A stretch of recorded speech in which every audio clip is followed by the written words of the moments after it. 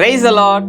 இன்றைக்கு உங்களுடைய வாழ்க்கையில அநேக நாட்கள் நான் ஒரு குறுகிய இடத்துல தான் நான் வாழ்ந்து கொண்டு இருக்கிறேன், என்னுடைய வாழ்க்கையில பெரிய ஆசீர்வாதங்கள் எதுவுமே இல்லைன்னு நினைச்சு நீங்க சோர்ந்து போயிருக்கிறீங்க.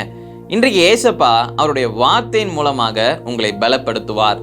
இன்றைய பலப்படுத்தும் வார்த்தை எபிரேயர் 6வது அதிகாரம் 14வது வசனம். Hebrews chapter 6 verse 14.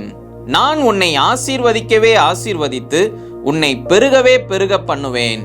I will bless you and multiply you. ஹல்லேலூயா. இன்றைக்கு இயேசு உங்களை பார்த்து சொல்லுகிறார், நான் உன்னை ஆசீர்வதிப்பேன், நான் உன்னை பெருக பண்ணுவேன் என்று இயேசு உங்களை பார்த்து வாக்கு பண்ணுகிறார்.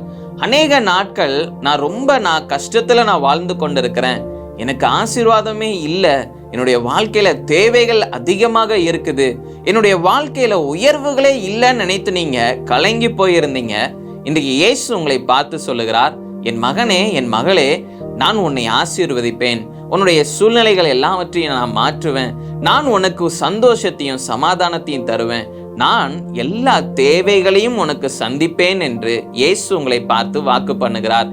எல்லா உயர்வுகளையும் உங்களுக்கு தருவார். இந்த வருஷத்துல ஏசப்பா உங்களுடைய வாழ்க்கையில உங்களுக்கு உயர்வுகளை கொடுக்க போகிறார், உங்களை பெருக பண்ணுவேன் என்று வாக்கு பண்ணுகிறார். அதனால சூழ்நிலைகளை பார்த்து நீங்க சோர்ந்து போகாதீங்க, கவலைப்படாதீங்க.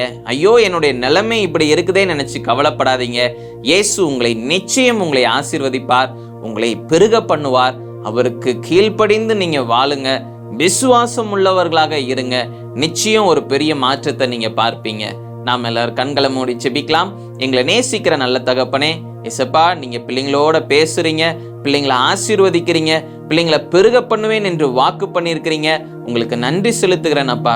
ஆண்டவரே ஏசப்பா, எல்லா கவலைகள் எல்லாவற்றையும் நீங்க நீக்கி போடுங்க, ஒரு உயர்வுகளை கொடுங்க, ஜெயத்தை கொடுங்க. இயேசுவின் மூலம் ஜெபிக்கிறோம் பிதாவே. ஆமேன், ஆமேன், ஆமேன். ஏசப்பா உங்களை நேசிக்கிறாங்க, அவர் நிச்சயம் உங்களை ஆசீர்வதிப்பார்.